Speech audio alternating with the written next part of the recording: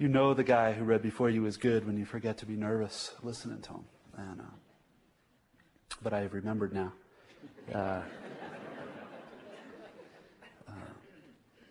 I've almost got a picture or a recipe for a brick in my pocket. I've got 4 fragments, 2 of which are fragments of a larger fragment, and 1 of which I've been told is too disturbing to read out loud.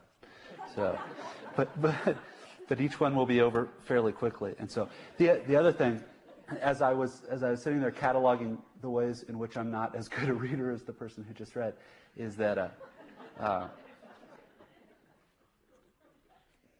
besides being sort of cataleptically nervous and with the lights and stuff, I have this thing where if I look up, which you're supposed to do when you read out loud, it's a psychological imperative, I then immediately lose my place.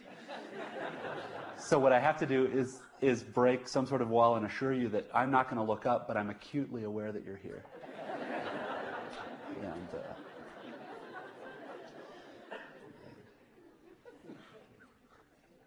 I also have saliva issues. You will just have to.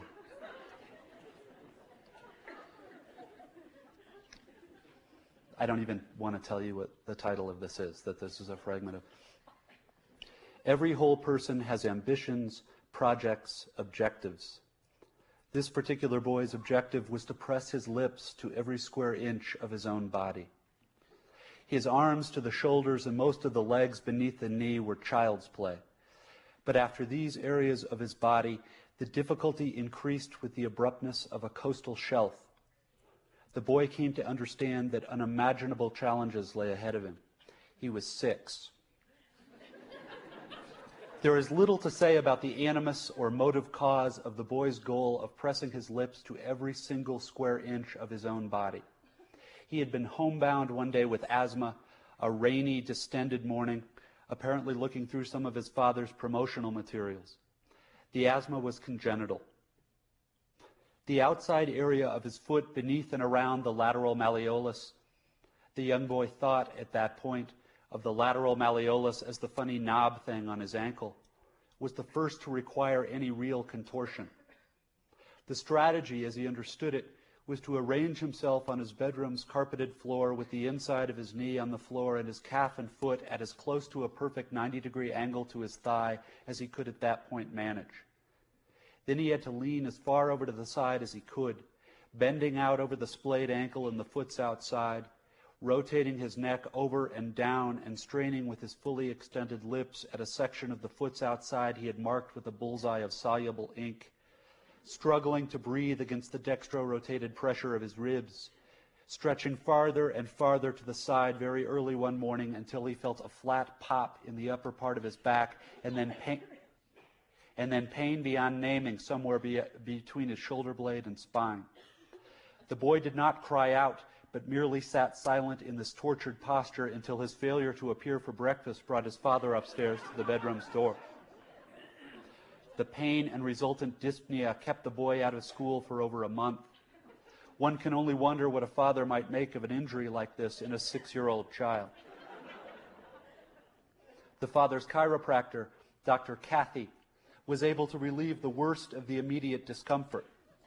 More important, it was Dr. Cathy who introduced the boy to the concepts of spine as microcosm and of spinal hygiene and postural echo and incrementalism in flexion.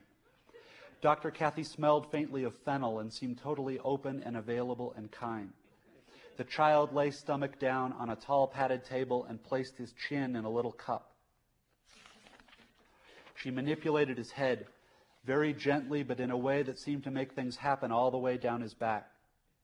Her hands were strong and soft, and when she felt the boy's back, he felt as if she were asking it questions and answering them all at the same time. She had charts on her wall with exploded views of the human spine and the muscles and fascia and nerve bundles that surrounded the spine and were connected to it. No lollipops were anywhere in view.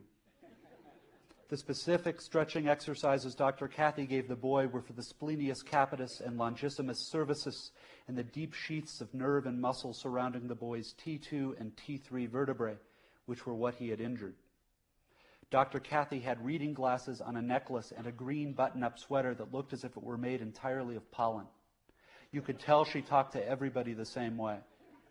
She instructed the boy to perform the stretching exercises every single day and not to let boredom or a reduction in symptomology keep him from performing the rehabilitative exercises in a determined way.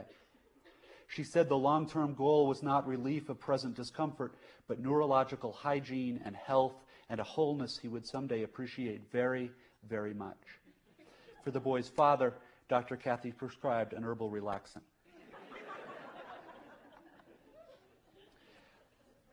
Most professional contortionists are in fact simply persons born with congenital atrophic or dystrophic conditions of major recti, or with acute lordotic flexion of the lumbar spine, or both.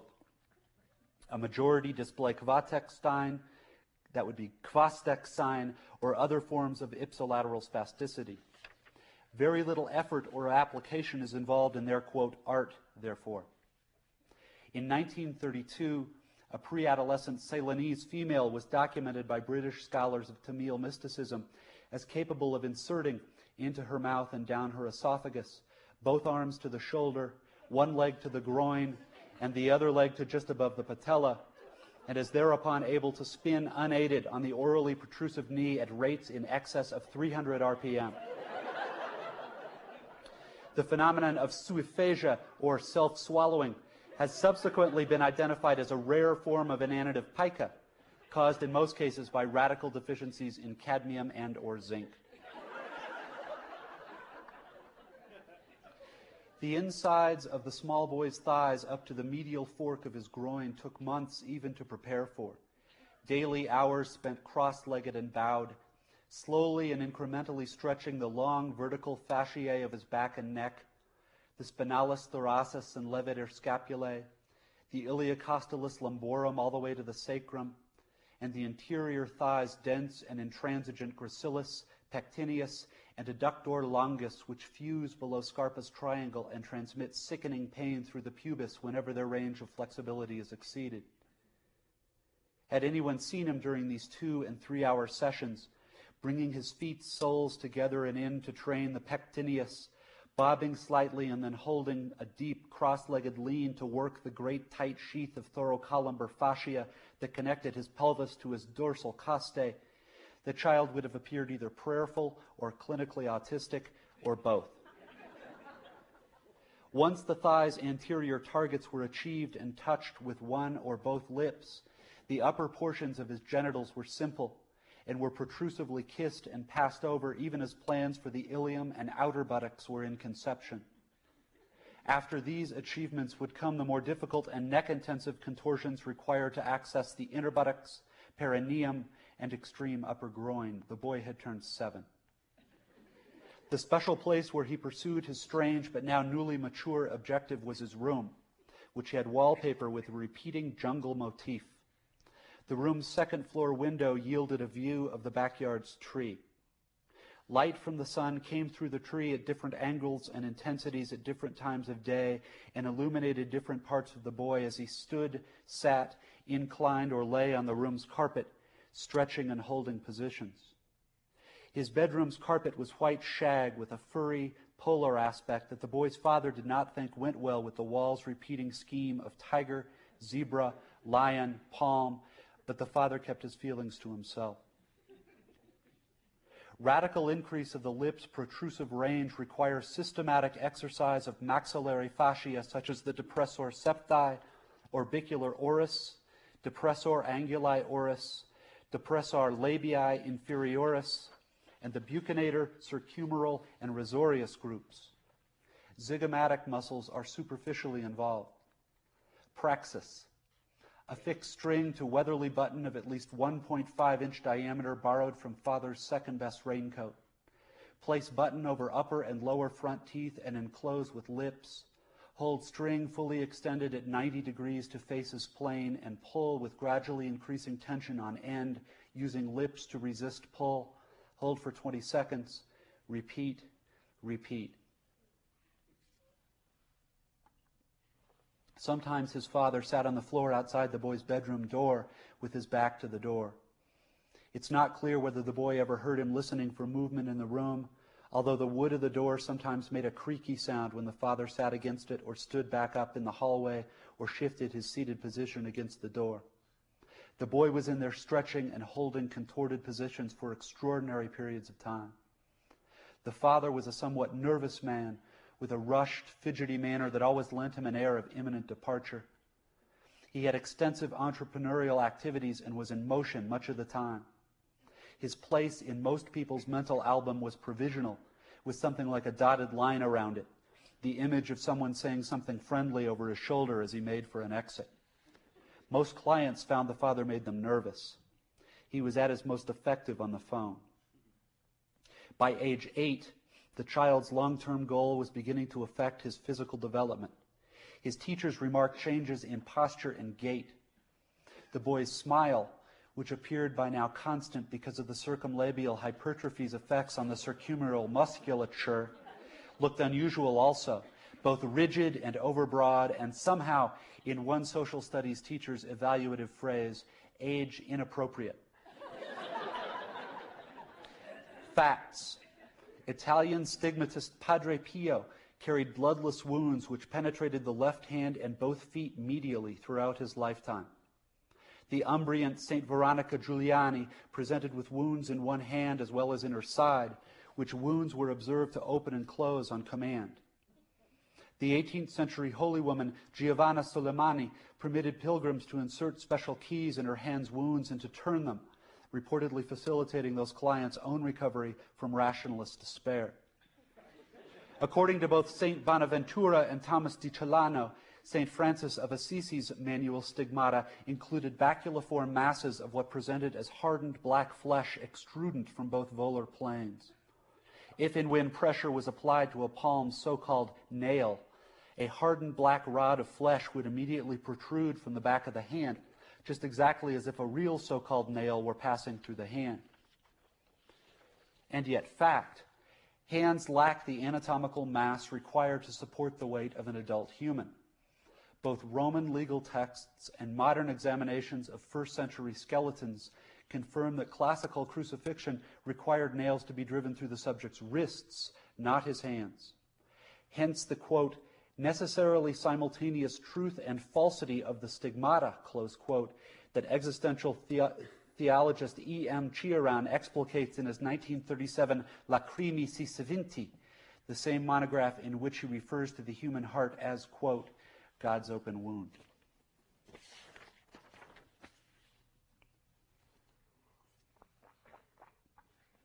Actual swishing between the fragments. Different boy mentioned in this, utterly different boy. It is this boy who dons the bright orange bandolier and shepherds the really small ones through the crosswalk outside school. This is after finishing the Meals on Wheels breakfast tour of the hospice downtown, whose administrator lunges to bolt her office door when she hears his cart's wheels in the hall. He has paid out of pocket for the steel whistle and the white gloves held palm out at cars, while children who did not dress themselves cross behind him, some trying to run despite walk, don't run, the happy-face sandwich board he also made himself. The autos whose drivers he knows, he waves at and gives an extra big smile and tosses some words of good cheer as the crosswalk clears and the cars peel out and move through, some joshing around a little by swerving to miss him only by inches as he laughs and dances aside and makes faces of pretended terror at the flank and rear bumper. The one time that station wagon didn't miss him really was an accident, and he sent the lady several notes to make absolutely sure she knew he understood that, and asked a whole lot of people he hadn't yet gotten the opportunity to make friends with to sign his cast, and decorated the crutches very carefully with bits of colored ribbon and tinsel and adhesive sparkles. And even before the 6 weeks the doctor sternly prescribed, he'd given them away to the children's wing to brighten up some other less lucky and happy kid's convalescence. And by the end of the whole thing, he'd been inspired to write a very long theme to enter in the annual social studies theme competition about how a positive attitude can make even an accidental injury into an occasion for new friends and bright new opportunities for reaching out to others. And while the theme didn't even get honorable mention, he honestly didn't care, because he felt like writing the theme had been its own reward, and he'd gotten a lot out of the whole 9-draft process, and was honestly happy for the kids whose themes did win awards. and told them he was 100+% sure they deserved it, and that if they wanted to preserve their prize themes and maybe even make displayed items out of them for their parents, he'd be happy to type them up and laminate them and even fix any spelling errors he found if they'd like him to. And at home, his father puts his hand on Leonard's shoulder and says he's really proud that his son's such a good sport, and offers to take him to Dairy Queen as a kind of reward. And Leonard tells his father he's grateful and that the gesture means a lot to him, but that in all honesty, he'd like it even more if they took the money his father would have spent on the ice cream and instead donated it either to Easter Seals or, better yet, to UNICEF, to go toward the needs of famine-ravaged Biafran kids who he knew for a fact had probably never even heard of ice cream, and says that he bets it'll end up giving both of them a better feeling even than the DQ would.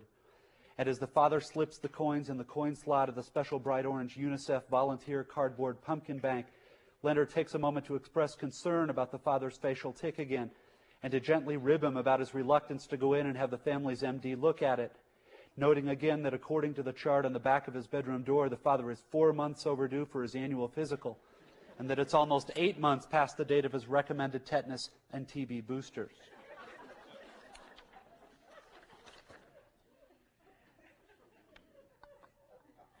He serves as hall monitor for periods 1 and 2, but gives far more official warnings than actual citations. He's there to serve, he feels, not run people down. Usually with the official warnings, he dispenses a smile and tells them, "You're young exactly once, so enjoy it. And to go get out of here and make this day count, why don't they?" He does UNICEF and Easter Seals and starts a recycling program in 3 straight grades.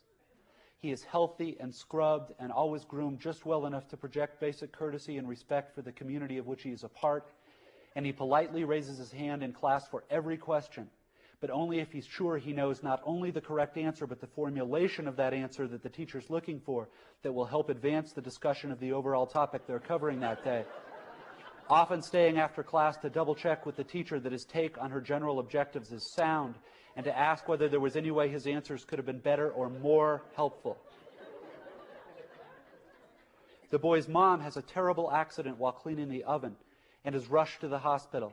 And even though he's beside himself with concern and says constant prayers for her safety, he volunteers to stay home and field calls and relay information to an alphabetized list of concerned family, friends, and relatives, and to make sure the mail and newspaper are brought in, and to keep the home's lights turned on and off in a random sequence at night as Officer Chuck of the Michigan State Police's Crime Stoppers public school outreach program sensibly advises when grown-ups are suddenly called away from home. And also to call the gas company's emergency number, which he has memorized, to come check on what may well be a defective valve or circuit in the oven before anyone else in the family is exposed to risk of accidental harm. And also, in secret, to work on a massive display of bunting and pennants and welcome home and world's greatest mom signs, which he plans to use the garage's extendable aluminum ladder with a responsible neighborhood adult holding it and supervising, to very carefully affix to the front of the home with water-soluble glue so they'll be there to greet the mom when she's released from the ICU with a totally clean bill of health, which Leonard calls his father repeatedly at the ICU payphone to assure the father that he has absolutely no doubt of the totally clean bill of health, calling hourly, right on the dot, until there's some kind of mechanical problem with the payphone, and when he dials it, he just gets a high tone, which he duly reports to the telephone company's new automated 1618 trouble line. He can do several kinds of calligraphy and has been to origami camp twice, and can do extraordinary freehand sketches of local flora with either hand, and can whistle all 6 of Telemann's Nouveau Quatorze, and can imitate any bird call Audubon could ever even have thought of. Don't even mention spelling bees. He can make over 20 different kinds of admiral, cowboy, clerical, and multi-ethnic hats out of ordinary newspaper. And he volunteers to visit the school's K through 2nd classrooms teaching the little kids how. A proposal the Carl P. Robinson Elementary principal says he appreciates and is considered very carefully before turning down. The principal loathes the mere sight of the boy, but does not quite know why. He sees the boy in his sleep at nightmare's ragged edges. The pressed checked shirt and hair's hard little part, the freckles and ready generous smile, anything he can do. The principal fantasizes about sinking a meat hook into Leonard Stessek's bright-eyed little face and dragging the boy face down behind his Volkswagen Beetle over the rough new streets of suburban Grand Rapids. The fantasies come out of nowhere and horrify the principal, who is a devout Mennonite.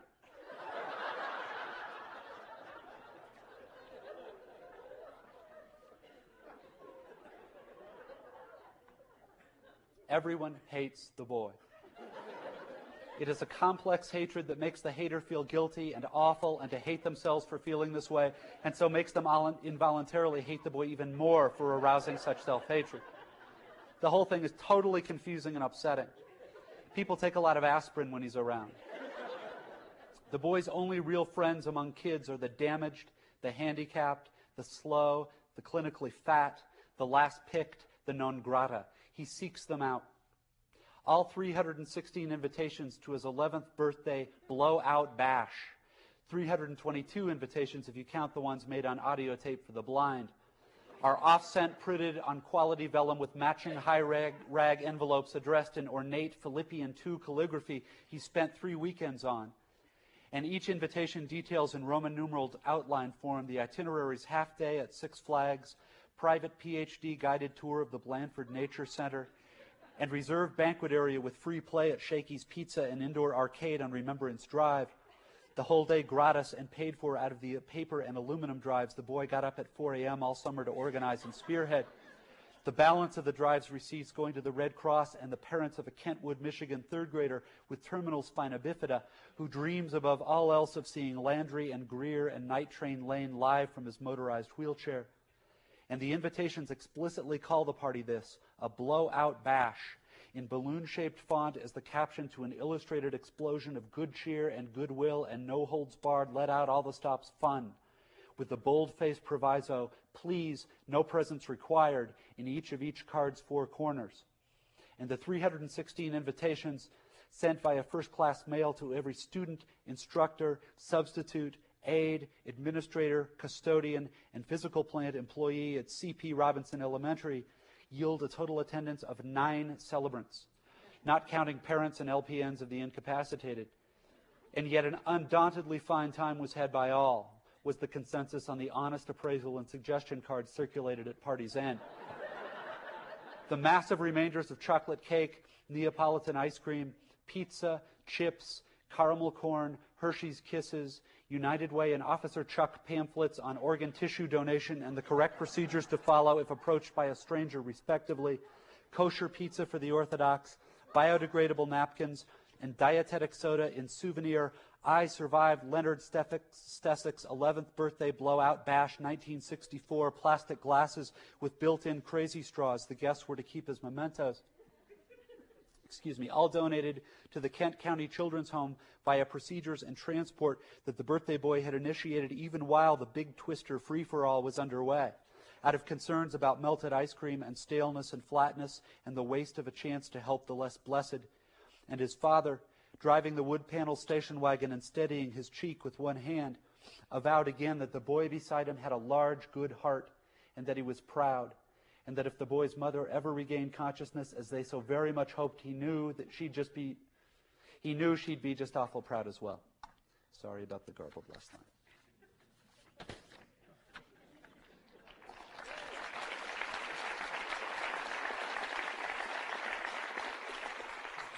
Author foray into autobiographical fiction. Another fragment, companion fragment to first fragment. Areas of the boy's midsection from navel to xiphoid process at the cleft of his ribs alone comprise 19 months of stretching and postural exercises, some of the more extreme of which must have been wildly painful. At this stage, advances in flexibility were now subtle to the point of being undetectable without extremely precise daily record keeping. Certain tensile limits in the flava, capsule, and process ligaments of the neck and upper back were gently but persistently stretched. The boy's chin placed to his chest at mid-sternum and then slid incrementally down, 1, sometimes 1.5 millimeters a day, and this catatonic and or meditative posture held for an hour or more. In the summer, during his early morning routines, the tree outside the boy's window filled with grackles and became busy with grackles coming and going, Then, as the sun rose, the tree filled with the birds' harsh sounds, tearing sounds, which as the boy sat cross-legged with his chin to his chest, sounded through the window's pane like rusty screws turning, some complexly stuck thing coming loose with a shriek. Past the tree were the foreshortened roofs of neighborhood homes and the fire hydrant and street sign of a cross street and the 64 identical low-slope roofs of a townhouse development beyond the cross street, and past the development, just at the horizon, the edges of the verdant cornfields that began at the city limits. In late summer, the field's green was more sallow, and later in the fall, there was merely sad stubble. And in the winter, the field's bare earth looked like nothing so much as just what it was.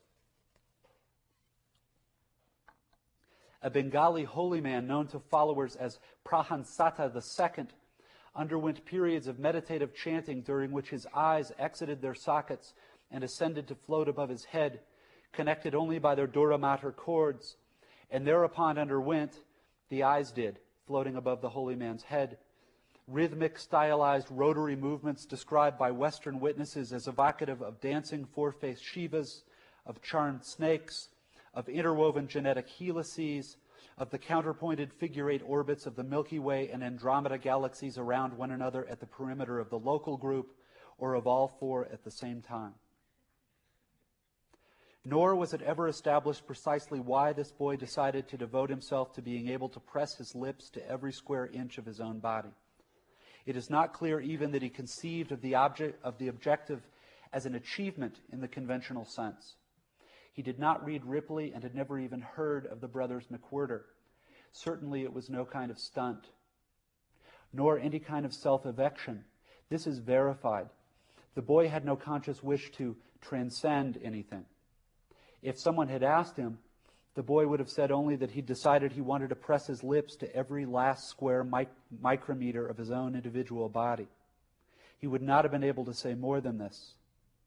Conceits or conception of his own physical inaccessibility to himself, as we are all of us inaccessible to ourselves and can, for example, press our lips to parts of one another which we cannot begin even to approach lipwise on ourselves, or of the boy's complete determination, apparently, to pierce that veil of inaccessibility, to be, in some idiosyncratic way, self-contained and sufficient, fully available to himself.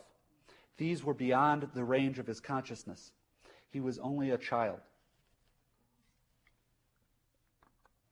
His lips touched the upper areoles of his left and right nipples in the autumn of his 10th year. The lips by this time were markedly large and protrusive. Part of his daily disciplines were tedious button and string exercises designed to promote hypertrophy of the orbicularis muscles.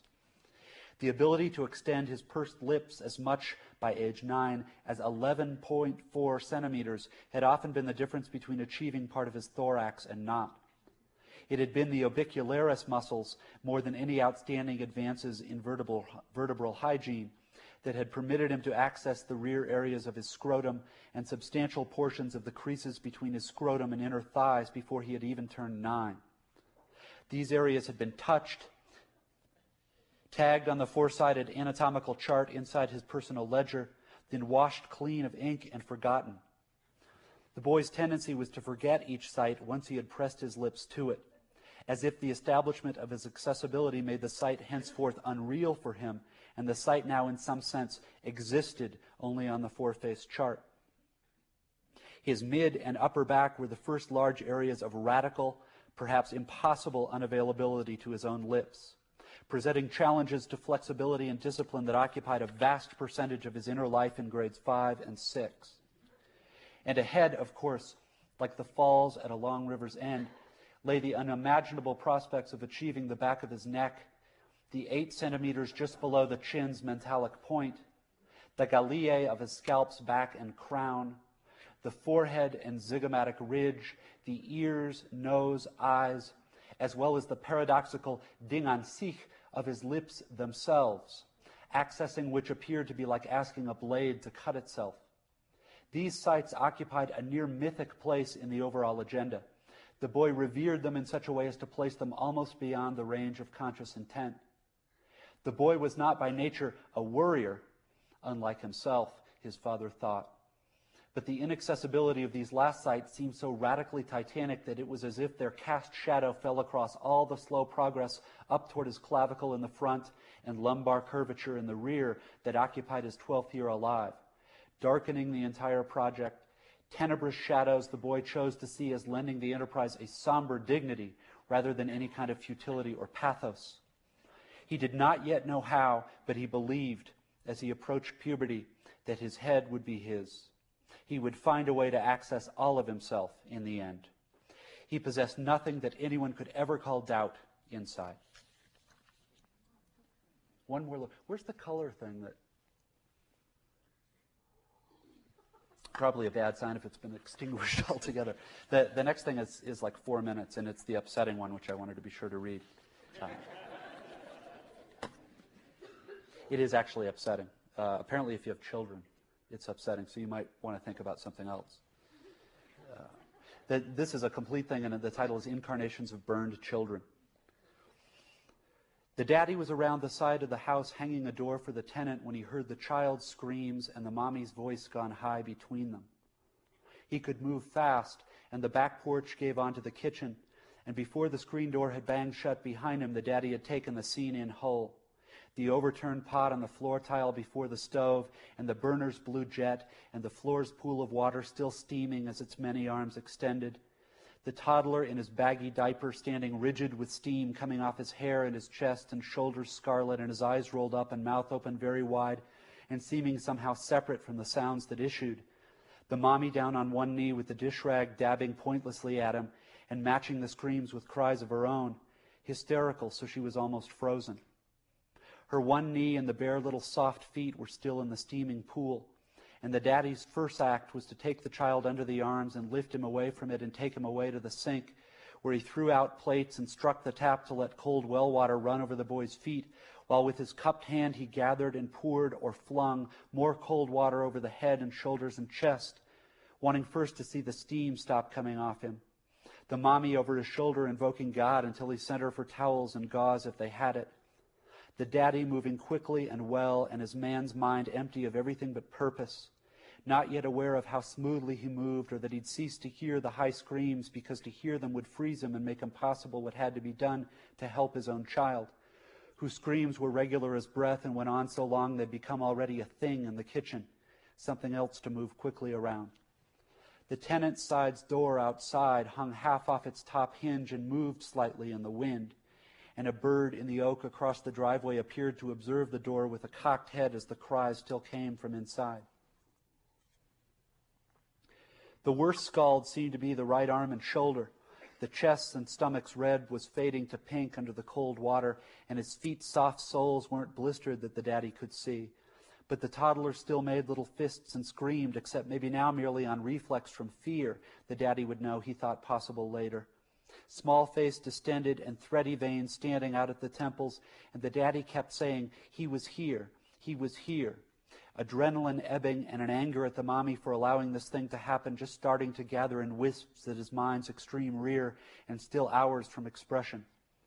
When the mommy returned, he wasn't sure whether to wrap the child in a towel or not, but he wet the towel down and did, swaddled him tight and lifted his baby out of the sink and set him on the kitchen table's edge to soothe him, while the mommy tried to check the feet's soles with one hand waving around in the area of her mouth and uttering objectless words, while the daddy bent in and was face to face with the child on the table's checked edge, repeating the fact that he was here and trying to calm the toddler's cries, but still the child breathlessly screamed, a high, pure, shining sound that could stop his heart, and his bitty lips and gums now tinged with the light blue of a low flame, the daddy thought, screaming as if almost still under the tilted pot in pain.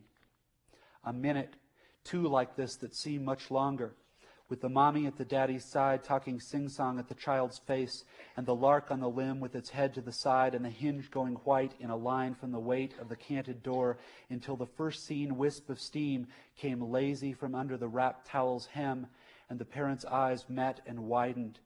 The diaper, which when they opened the towel and leaned their little boy back on the checkered cloth and unfastened the softened tabs and tried to remove it, resisted slightly with new high cries and was hot, Their baby's diaper burned their hand, and they saw where the real water had fallen and pooled and been burning their baby all this time while he screamed for them to help him, and they hadn't thought.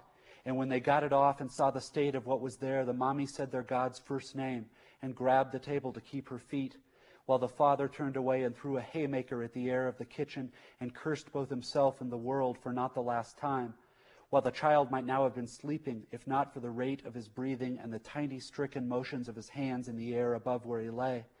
Hands the size of a grown man's thumb that had clutched the daddy's own thumb in the crib while he'd watched the daddy's mouth move in song, his head cocked and seeming to see way past him into something his eyes made the daddy lonesome for in a strange, vague way. If you've never wept and want to, have a child. Break your heart inside and something will. A child is the twangy song the daddy hears again as if the lady was almost there with him looking down at what they've done. Though hours later, what the daddy most won't forgive is how badly he wanted a cigarette right then, as they diapered the child as best they could in gauze and 2 crossed hand towels, and the daddy lifted him like a newborn with his skull in one palm and ran him out to the hot truck and burned custom rubber all the way to town and the clinic's ER and the tenant's door hanging open like that all day until the hinge gave, but by then it was too late. When it wouldn't stop and they couldn't make it, the child had learned inside to leave himself and watch the whole rest unfold from a point overhead, and whatever was lost never thenceforth mattered. And the child's body slowly expanded and walked about and drew pay and lived its life untenanted, a thing among things, its self-soul so much vapor aloft, falling as rain and then rising, the sun up and down like a yo-yo. That is it. Thank you very much for coming.